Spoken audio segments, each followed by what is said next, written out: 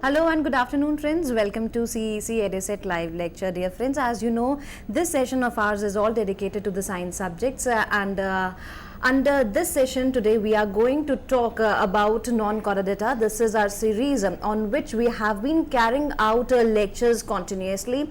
This is the fourth part of the series. We have learnt about various kinds of organisms, and under this category we are going to learn more about the other organisms. So we have again with us in our studios Dr. Renu Gupta. She is Associate Professor in Department of Zoology, Ramjas College, Delhi University. So first of all, I would like to welcome our guest Dr. Renu Gupta.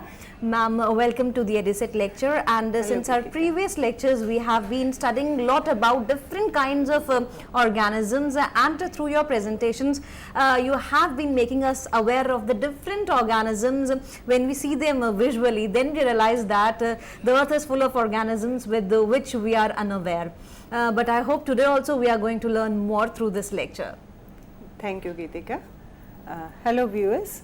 Today we are again taking up our Non-Chordata, which is the part 4 in this lecture series. And yesterday we talked about the animals of two groups, which are phylum Annelida and phylum Mollusca.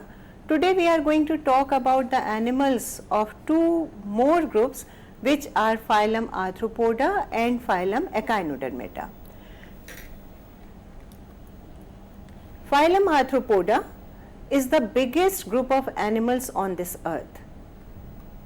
As we know, there are about more than 1 million species of animals present on this earth, and out of those 1 million species, more than 75% of the animals belong to this phylum, that is phylum Arthropoda. So we can say anywhere we go to any part of the world, any part of the earth, we will be able to encounter some form of the arthropod or the other. The literal meaning of Arthropoda is jointed foot, as this word has been formed by the fusion of two words, arthro and poda. Arthro means the joint and poda means the foot.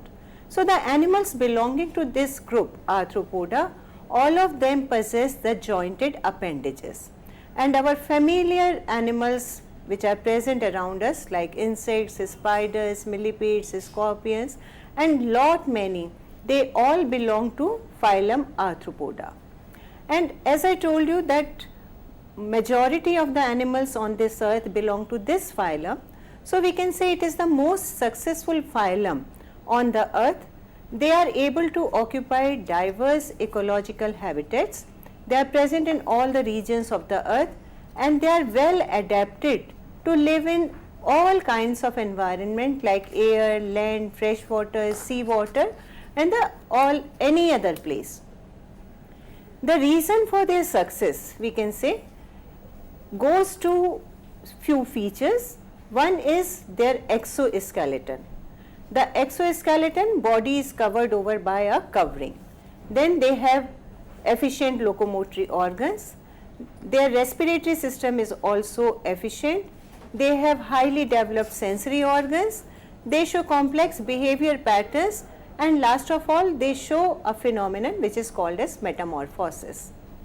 The exoskeleton is in the form of a covering which is called as the cuticle, and it forms the outermost covering of the body. And this cuticle is secreted by the epidermis which is present below it, and cuticle forms a waterproof barrier. There is no problem of desiccation.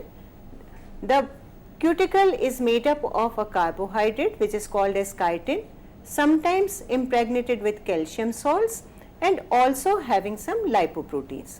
So the function of the cuticle, as it is the outermost covering, to provide protection to the body, and it is a site for the muscle attachment. It sometimes also stores the energy which is needed for flying. It also has the modified sensory receptors, and many times it is a method for the gaseous exchange. This exoskeleton is generally hard, but at some places it is soft and permeable, and this exoskeleton is also shed at regular intervals. As we say that this cuticle is a hard rigid covering, If we say that body is covered over by a hard coat, the animal will be having problem in the movement. So how this problem has been solved by nature? Because to solve this problem, the body of arthropods is made up of number of segments, and every body segment is covered over by separate plate of cuticles. So there are joints in the exoskeleton which allow the mobility of the animal. At the point of joint between the two segments, the exocuticle is absent and the endocutical part, which is quite flexible, that is present. Second problem along with the exoskeleton comes of the growth. A body covered over by a tight covering, no growth is possible. So to face this problem, the phenomenon of molting has evolved in the arthropods. Molting is shedding off of the cuticle. The cuticle which is present over the body, it is shed off at regular intervals and it is replaced by the new cuticle. The new cuticle is going to be formed under the old cuticle. A molting fluid which has got some enzymes which is going to dissolve the old cuticle is going to be liberated between the two cuticles, and then the old cuticle is going to be lost and new cuticle is acquired by the arthropods. When the new cuticle is formed, it is quite soft and flexible. At that time, the organisms, the arthropods, they take up lot of water and air, because of which the body expands in size. And after this expansion, which is called as the growth, the cuticle becomes hard and the animal acquires the new larger size. Arthropods possess or passes through growth stages in life cycle, and these growth stages are always accompanied by the molting. So there are again the variations. Many of the insects and spiders, once they become adult, they stop molting. But many of the arthropods, they continue to molt throughout their life, though the molting is not associated with growth after they become adult. The arthropods have got efficient locomotory structures, and for locomotion, their body regions are their head, thorax and abdomen. And this feature we call as the tegmatization, the body which is segmented, and body segments are grouped together into definite regions. So 3 definite regions or 3 tegmata are identified in the body of arthropods: head, thorax and abdomen, and these animals are provided with jointed appendages. The appendages are modified for various purposes. They may be used for crushing the food, they may be used for carrying the food towards the mouth, for walking, locomotion, crawling, and many other things are being performed with the help of the jointed appendages. The arthropods have also evolved because of the efficient respiratory structure. For respiration, generally they have got the tracheal system, but if they are present in water, when they are aquatic, they breathe by means of the gills. So in their body, they have got a network of tubes which are called as the trachea, and these trachea open onto the body by means of openings which are called as spiracles. Through these spiracles, the air enters the trachea. Trachea finally branches into very fine tracheoles which take the gases, and that is the oxygen, directly to each and every body cell. So all the body cells are going to be ventilated by means of the tracheal system. They have got highly developed sense organs. They have specialized nerve receptors which are able to help them in seeing the things, in the tactile reception of the thing, olfaction, hearing, balancing of the body, and the chemical reception also. So all the sensory receptors on the body, which are generally made of chitin, present on different regions of the body and responsible for different senses. the eye present in arthropods is called as compound eye, and it is also a highly evolved structure. The compound eye is able to make finer images for the different objects which the animals see. Each compound eye is made up of similar visual and functional units which are called as ommatidia, and because of these ommatidia the arthropods are able to have a good vision, and they are even able to detect any kind of movement which is taking place in front of their eye. And I think I can say, because of this factor only, if we go and want to try to catch a housefly, we are never able to do so, because their sense of detection of movement is so acute that they act much faster than us. They show complex behavior patterns. Many of the arthropods show social organization. They live in societies, they are present in large number together in the houses which are made by them, and their complex behavior patterns are innate behavior, and many times they are able to learn along with their growth. Because the arthropods show very limited intra-specific competition, that is the competition among the members of the same species, they are successful on this earth. During their life cycle, they have got different stages, like from the egg comes out the larva which changes into pupa, and finally the adult is being formed. So in this case the larva is having different kind of nutrition habits. It is going to be present in a different kind of habitat, so that there is no competition between the developing stage and the adult stage. So as the competition is going to be limited, the rate of survival is more. In case of arthropods, the other features which we have already talked about the other animals, like they are also triploblastic animals, they are coelomates, they have got a complete alimentary canal. The digestive system starts from mouth and going from esophagus, stomach, intestine, and opens through the anus on the posterior end. It is accompanied with number of glands like salivary glands or the hepatopancreas. The circulatory system in case of arthropods is the the open type of circulatory system. It means they don't have any closed blood vessels. Regarding the reproductive system, generally the sexes are separate. The male and female can be distinguished from each other by morphological features, and development is direct or it may be indirect. As I told you that Arthropoda is a very big group. It is for the study or for the convenience has been divided into 4 subphyla, and these 4 subphyla are Subphylum Trilobitomorpha, Chelicerata, Crustacea and Uniramia.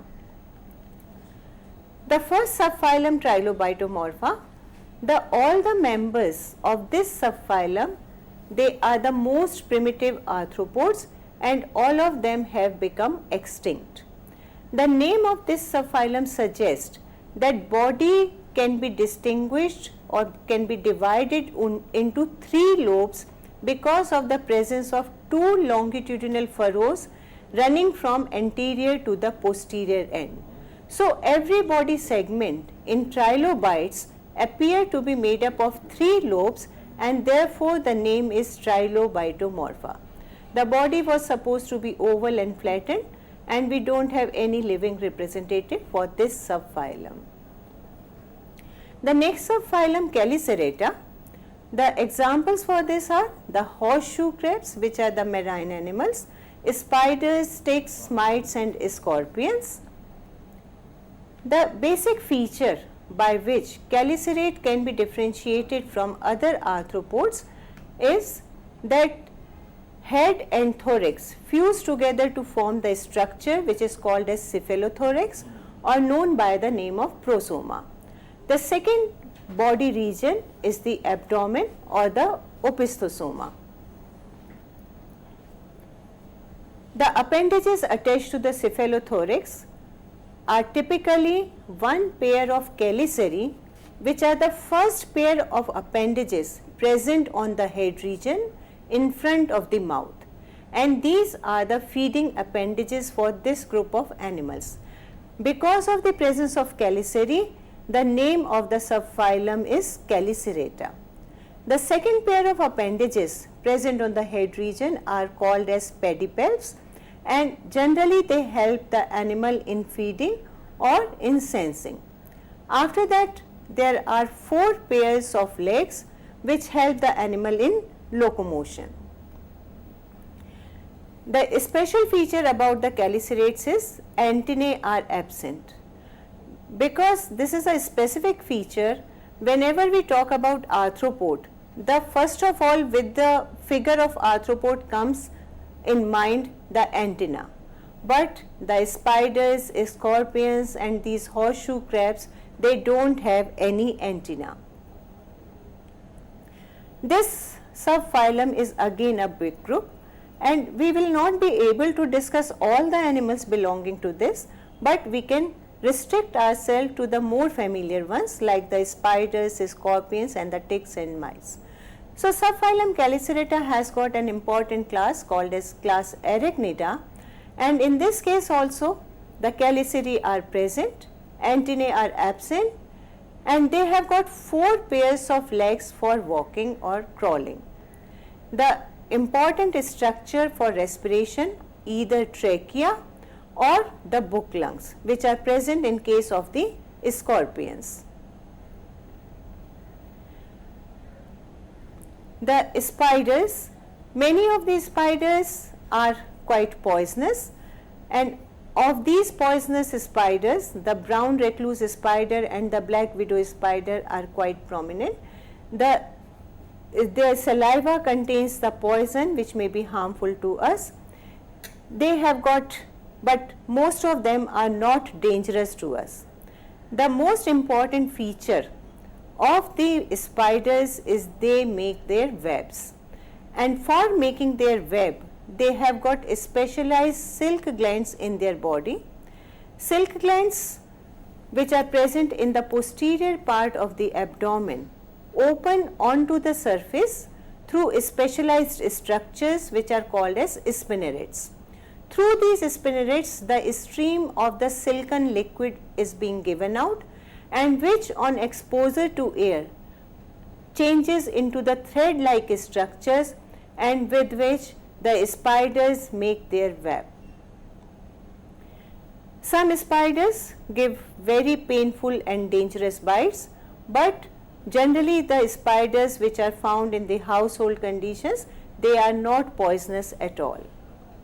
The other important example for the class Arachnida are the daddy longlegs, or commonly called as Harvestman, which belong to order Opiliones.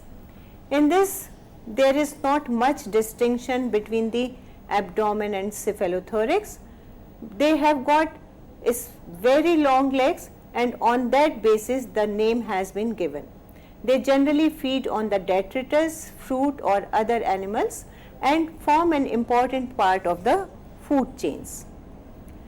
Scorpions also belong to class Arachnida, and they have been placed under the order Scorpiones.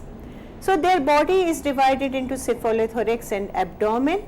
They have got very highly developed pedipalps, which were the second pair of appendages, and at the tip of the abdomen the scorpions are provided with a sting, and with the help of this sting they are able to capture their prey, and they are the active predators, and they are generally active at night, nocturnal in habit. So various varieties of scorpions can be found in the moist surroundings. The ventral side of the scorpions have got specialized sensory structures which are called as pectins. Generally 3 pair of pectin are present on the ventral surface of the abdomen, and these pectin are able to detect any vibrations taking place in their surrounding environment. The other important members of the class Arachnida are the ticks and mites, which belong to order Acari.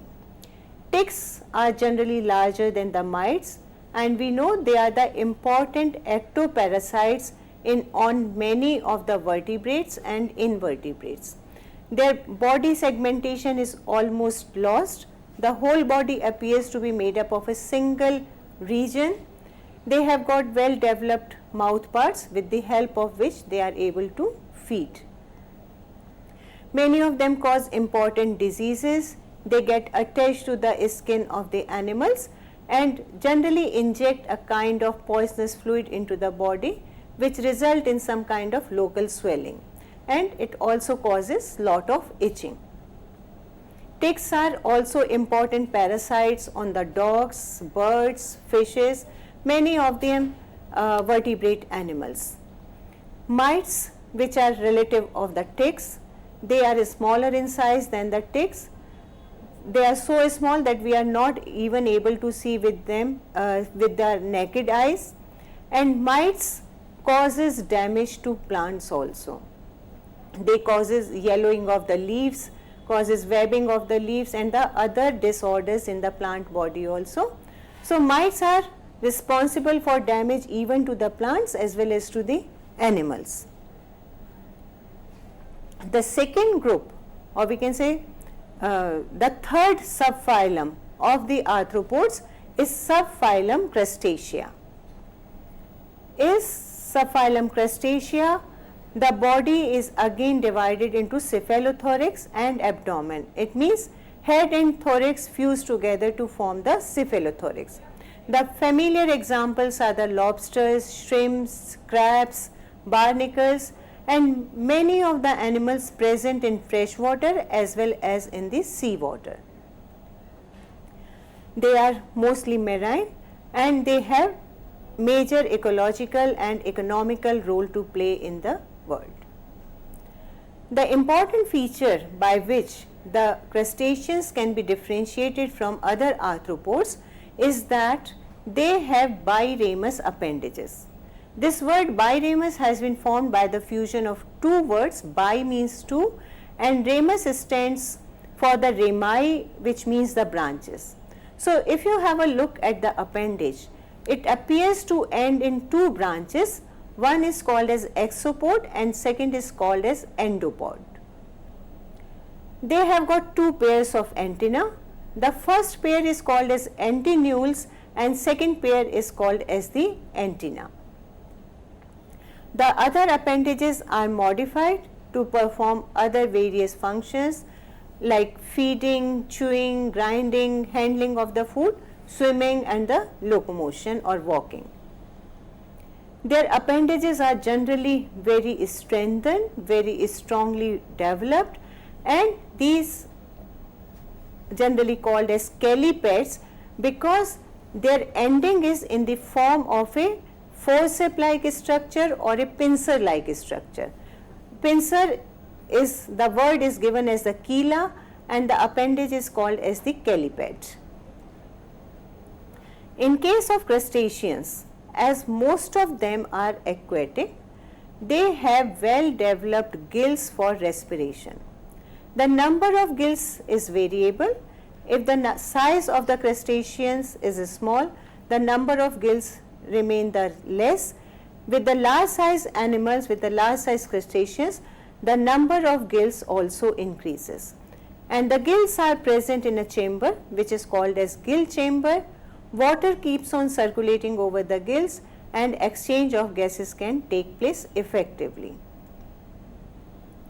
This subphylum Crustacea has number of classes like class Cephalocarida, which are very small and marine organisms, and they have got flattened leaf-like appendages. The second class is class Brachiopoda. The example is Daphnia, which is commonly called as water flea, and it is a freshwater crustacean found in ponds and even in stagnant water bodies. So Daphnia is generally taken as an indicator of water pollution, and it forms an important part of the food chain. They have got leaf-like appendages and microscopic body. One more important class of the Crustacea is class Cirripedea, and Cirri word stands for the filamentous structure or the hairy structures. So, the appendages of the Cirripedea are filamentous. These appendages are present generally on the thoracic region. Examples are the barnacles, which are very familiar marine animals found attached to the rocks or any kind of substratum, many times attached to the shells of the mollusk. So, through the body of the barnacle is covered over by a shell made up of calcareous plates, and through the opening of the shell, the cirri-like appendages are given out and they help the animal in the capturing of the food. The barnacles, they provide a beautiful picture around the seashore. The next big class of the subphylum Crustacea is class Malacostraca. Crabs, lobsters, shrimps and other isopods, they belong to this class, and in this particular class the body segments number is fixed, generally 5 cephalic segments, 8 thoracic segments and 6 abdominal segments. And in many of the Malacostracans, every body segment is provided with one pair of appendages. But if we take the example of crabs, the abdomen is reduced and there are generally no abdominal appendages. Comparison of the crayfish and lobster. Lobsters are generally bigger in size and they are marine, whereas crayfishes live in the fresh water. One more important member of the Malacostraca is krill. It is small in size, microscopic and important zooplankton found in sea waters. They form the major food for the whales. The whales, which are such large size animals, but they feed on these zooplanktons which are present in large amount in enormous quantities in the sea water. The next subphylum of the Arthropoda is Subphylum Uniramia. As I told you, the feature of crustacean is biramous appendage, which means any appendage having 2 branches. But the members of Subphylum Uniramia, they have got uniramous appendages. It means the appendage ending in a single branch. They have got only one pair of antennae, and 3 important classes of Subphylum Uniramia are class Chilopoda, Diplopoda and Insecta. The members of class Chilopoda, commonly called as centipedes, and generally during the monsoon season, in the moist condition in the garden soil, we are able to find lots of centipedes. Their body can be divided into head and an elongated trunk region. So, they appear like worms, and every body segment of the trunk bears one pair of appendages. They have got long antenna at the anterior end, and the first pair of appendages are modified as the poisonous fangs. Generally they are nocturnal and only few are able to cause any danger to the human beings, or we can say they are poisonous. The second class, the Diplopoda, to which belongs the Millipedes. These Millipedes are also worm-like animals, elongated body, the trunk region made up of number of segments, but they are different from centipedes because every body segment in Millipedes is provided with 2 pairs of appendages, and therefore the class is named as the Diplopoda. The body segment is called as diplo segment with 2 pairs of appendages, and the whole body appears to bear hundreds of appendages and therefore commonly called as the Millipedes. Millipedes are generally herbivorous and they are harmless creatures. They feed on the decaying plant material. They are also commonly found in the moist conditions, in the garden soil or in the nurseries or in the forest floor. The most important member of the subphylum Uniramia are the insects. Among the in their group or in the phylum Arthropoda, insecta forms the biggest group. The abundant insects are present in all the areas of the earth. Their body divisions are head, thorax and abdomen. The insects can be very small in size, they can be microscopic, and many of them are too large in size. The adult moth, which is present in case of the attackers, is having a wing span of 12 inches. They display variety of colors, they are present in variety of habitat, and they have got efficient respiratory structures in the form of the tracheal system. One important feature of the class Insecta is that they have got 3 pairs of legs which are attached to the thorax and 2 pairs of the wings. Because of the 3 pairs of legs, many times insects are also known as hexapods. They have got mouth parts which are variously modified to feed on a variety of food. They show metamorphosis, and pattern of metamorphosis varies with the insects. There are 2 basic patterns of metamorphosis. One is complete metamorphosis and second is incomplete metamorphosis. The insects which show complete metamorphosis are called as holometabolous insects, and during their development they have 4 stages: egg, larva, pupa and adult. Examples are the butterflies and the honeybees. And the second type of metamorphosis, called as incomplete metamorphosis, shown by hemimetabolous insects, and the immature stages are called as the nymphs. So, during their development, from the egg comes out nymph, which grows in size, acquires wing and changes into the adult. These are the 2 basic patterns of development in case of insects. The large variety of insects can be grouped into 2 main categories: Apterygota and Terygota.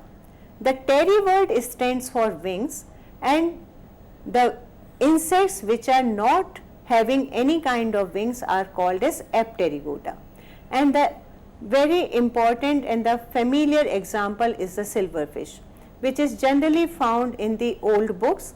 When we open our books after a long time, generally a small soft creature crawls out of it, and that is also an insect, a wingless insect commonly called as silverfish, and scientific name is the Lepisma.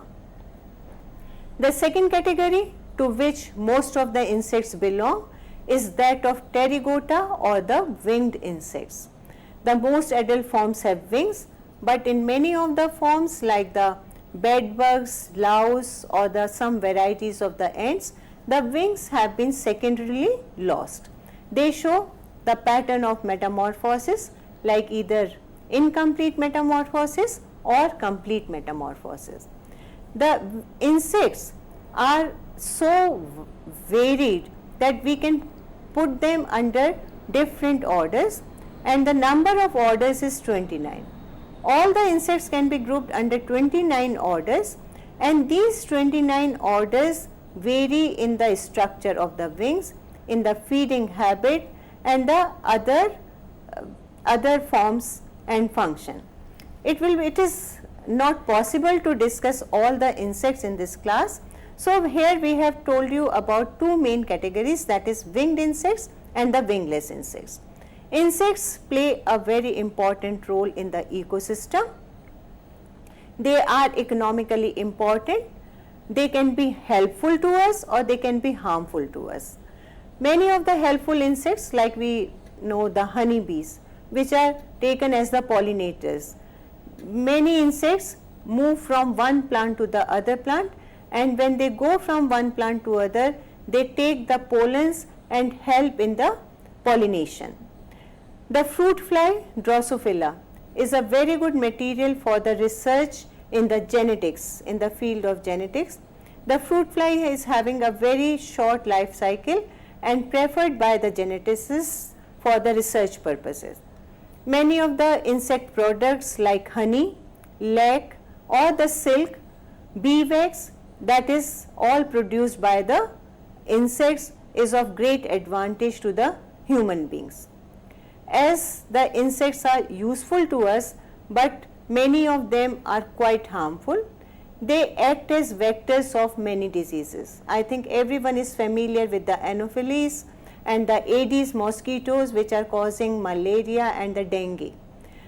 But the list is endless.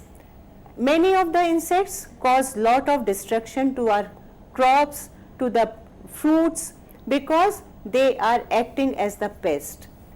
Insect like the termites cause lot of destruction to the wood of the trees or the household wood, or causing destruction to the textile or the any material having cellulose. So again the harmful insects are there in nature and we have to control them. So this variety of the arthropods is enormous. If we have a look at them, it is just amazing. We are not able to cover all of the arthropods in such a small period. So the arthropods forming the largest group are successful on this earth because of the one feature, that was the cuticle. The second phylum in our series, or we can say the last phylum among the non-chordates, is the phylum Echinodermata. The important feature about echinoderms, they all are aquatic and they are found only in sea water. They are exclusively marine. Examples: starfishes, sea urchins, sea cucumbers, sea lilies, all are present in the sea water and form part of the food chains. The class the phylum Echinodermata are closest to our own phylum, that is Chordata. They have got lots of representatives, about more than 6,000 species are present, and the special feature about the echinoderms is that they are called as deuterostomes. In the beginning of the lecture series on non-chordates, we have talked about the protostomia and deuterostomia. That is the pattern of development which determines that blastopore, which is the first opening of the embryo, is going to form the mouth or it is going to form the anus. So all the non-chordates we have discussed so far, all of them are protostomes where the blastopore forms the mouth. But the echinoderms, the blastopore forms the anus, and that's why they are called as deuterostomes. And in this manner they are similar to the chordates because all the chordates are deuterostomes. They show the spiral type of cleavage and mosaic embryo, spiral type of cleavage which is characteristic of protostomes, differs from the cleavage pattern of deuterostomes, which is the radial cleavage. The embryo formed in the case of deuterostomes is called as regulative embryo, where the fate of the blastomeus is determined at an early stage. In case of protostomes, it is called as mosaic embryo, where the fate of the blastomeus is determined at a later stage. The phylum Echinodermata name stands for spiny skin. The word echino means spine, dermata stands for the skin. So all the echinoderms show a skin which is having lots of spines. They show pentaradial symmetry. The pentaradial symmetry meaning that if you cut the body of any echinoderm along the radii, it can be cut into two equal or the similar parts along the 5 radii. But the feature, that pentaradial symmetry, has been evolved secondarily because all the developmental stages of echinoderms, that is the larval forms, they show bilateral symmetry, but when the larva changes into adult, it acquires the radial symmetry. So, this radial symmetry has been acquired secondarily as the larvae are bilaterally symmetrical. The body of the echinoderms show well developed skeleton, which is generally mesodermal in origin. There are number of calcareous ossicles which are present in the connective tissue, and these ossicles are of different shapes. These ossicles carry the spines which protrude out of the body wall and give a spiny appearance to the echinoderms. They do not have any definite head and generally called as the headless and brainless creatures. Body is covered over by a thin epidermis. The calcareous ossicles form an endoskeleton. They have got a specialized system which is called as the water vascular system, and this system is derived from the coelom. They have got a diffuse kind of nerve plexus which forms a nervous system. For excretion, they do not have any specific organs as they are all marine, present in water. So, excretory waste is eliminated from the body directly into the water. For respiration, they have got specialized gills on the skin which are in the form of small projections on the body called as the dermal branchiae or dermal papillae. The digestive system is generally complete with mouth and anus on both the ends. Circulatory system follows the same pattern as of the water vascular system. The sexes are generally separate. They do not show any sexual dimorphism. Fertilization usually takes place in the sea water, and development includes the larval forms which are bilaterally symmetrical. Echinoderms generally show great power of regeneration.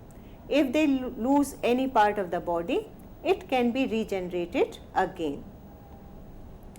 The phylum Echinodermata characterized by water vascular system which evolved as a system to help the animal in locomotion. So, in case of a starfish, we can see in the center of the body a circular ring is present which is called as the ring canal, and from this ring canal one radial canal goes into each arm, and radial canal gives off side branches called as lateral canals, and on these lateral canals are attached small structures called as the tube feet which help the animal in locomotion. So, tube feet or the podia attached to the lateral canals, because of their contraction and expansion, the animal is able to move about. They have number of tube feet or podia on the body forming the part of the water vascular system. These tube feet also help the animal in adhesion, in attachment to the substratum. The tip of the tube feet is generally very thin, and therefore it also help in the diffusion of gases. So, they act as the site of respiration. The water vascular system functions gas exchange, locomotion, adhesion, and the fluid which keeps on flowing in this water vascular system. It is similar to sea water, but some coelomocytes, proteins and potassium ions have been secreted into this water which keeps on flowing in the water vascular system. They have some sac-like structures present on the ring canal called as the Tiedemann bodies, and the function of the Tiedemann bodies is to produce the phagocytes which remove the foreign matter like the bacteria from the sea water which is going to enter the water vascular system. This is the diagram showing the tube feet in the enlargement, number of tube feet emerging out from the grooves present on the body of starfishes. The echinoderms also have got specialized structures called as pedicellariae, which are generally in the form of forceps-like structures. They are scattered among the spines present on the external body surface. With the help of these pedicellariae, the echinoderms are able to capture the foreign particles or the small animals which are going to crawl on their body. The nervous system, as I already told you, in the form of the networks, and there is no definite brain. There are three networks, one is hyponeural and second is entoneural. The echinoderm development, some of them show asexual type of development, but most of them show sexual development or the sexual pattern of reproduction. They have got number of gonads. Gametes, generally the sperms and ova, are going to be released into seawater where fertilization takes place. The development involves a number of larval stages, and in different classes of Echinodermata, different larval forms are present. The larvae are Bipinnaria, Brachyolaria, Ophiopluteus, Doliolaria, and the other larval forms. These larval forms, as they are the free swimming forms, generally have ciliated bands wrapped around their body, and when they have to metamorphose into adult, these larvae settle down at the bottom and change into pentamerically radially symmetrical adult.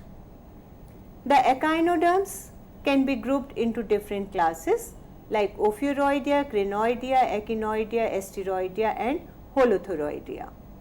These classes have all these animals like starfishes, sea cucumbers, sea lilies. The first class, Asteroidea, the most familiar example are the starfishes. They have a body distinguished into two main parts. First is the central body disc, from which arises the arms. Arms are generally 5 in number or in multiple of 5. If any of the arm is going to be damaged or lost, it can be regenerated again. The body surface of the echinoderms is said to have two surfaces, like the oral surface and aboral surface. It is unlike of the other non-chordates where we refer as the dorsal and ventral surface.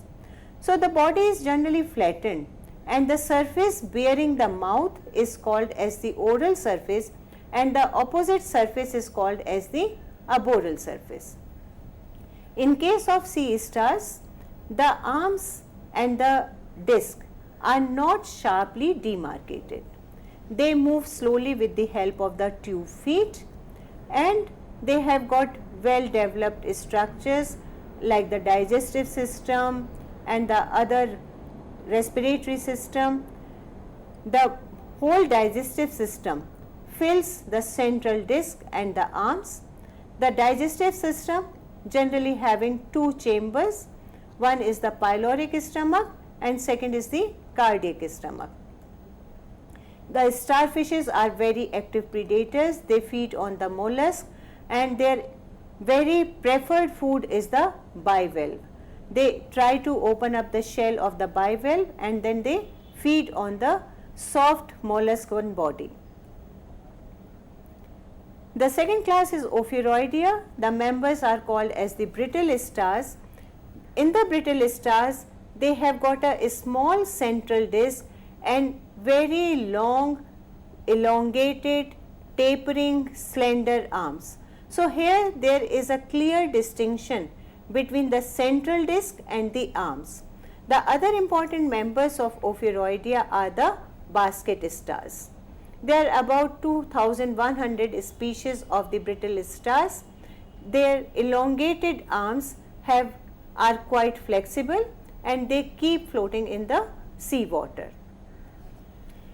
They have got internal structure made up of the internal ossicles and which are interlinked with each other. In case of the brittle stars and these basket stars, they have specialized structures called as the respiratory bursae, which project into the central disc. Many of them are nocturnal and they are generally the deposit feeders, carnivores or the scavengers. The next class is the Echinoidea. The members are generally called as the sea urchins and the sand dollars. The sea urchin body is generally globular, provided with lots of spines projecting on the surface. The special feature about the sea urchins is that the calcareous ossicles fuse together to form a continuous shell-like structure which is called as the test. They have got a special structure for the feeding which is called as the Aristotle's lantern. This Aristotle's lantern made up of number of small calcareous pieces. It projects out of the mouth which is present on the oral surface, and the teeth present on the Aristotle lantern protrude out and help the animal in scraping of the alga from the surfaces present in the sea water. The next class of the Echinodermata is Crinoidea. The members are commonly called as the feather stars and the sea lilies. They are generally the attached forms. The other members are the free swimming forms or the crawling forms, but the sea feathers and sea lilies, they remain attached to the substratum by means of a stalk. They have got number of elongated arms, and because of their feathery appearances, they are generally called as the feather stars and the sea lilies. Their body is having two main parts. The lower part is called as the calyx or the cup, from which arises the branches, the arms, which are generally 10 in number, and these arms bear side branches which are called as the pinnules. From the cup-like structure, the calyx, the stalk goes by which the animal remains attached to the substratum. The other form or the last form of the echinoderms is the class Holothuroidea, to which belongs the sea cucumbers, generally elongated animals. They do not have any spines. The body wall appears to be muscular, and they show a group of tentacles on the anterior end. These sea cucumbers have got specialized structures for respiration, which are called as the respiratory trees present in the body, which are highly branched structures.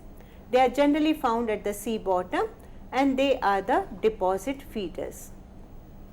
These respiratory tree help the animal in respiration as well as in the defense of the animal. When a sea cucumber is being attacked by any organism, the posterior end of the body is going to be ruptured. The branches of the respiratory tree along with specialized tubules called as Cuvierian tubules are going to be ejected out from the body, and these thread-like structures are going to entangle the prey. So, this is a defense mechanism, and once the respiratory tree has been lost, it can be regenerated again. So, variety of echinoderms, variety of different structures present, and I think all of this is fascinating and amazing. Definitely, ma'am, all of these are very fascinating. When we see them, we wish to know more about them. Now, my only question is, are we completed with this part of non-chordata? Yeah, we have completed the non-chordata part, starting from protozoa, going up to the echinodermata. That finishes off. That means in our future lectures, we are going to talk on chordata. Chordata. Okay. With this note, thank you, ma'am. Thank you so very much for giving such productive sessions on non-chordata. And as ma'am said, we would be now conducting lectures in future on chordata. Thank you, ma'am. Thank you so very much.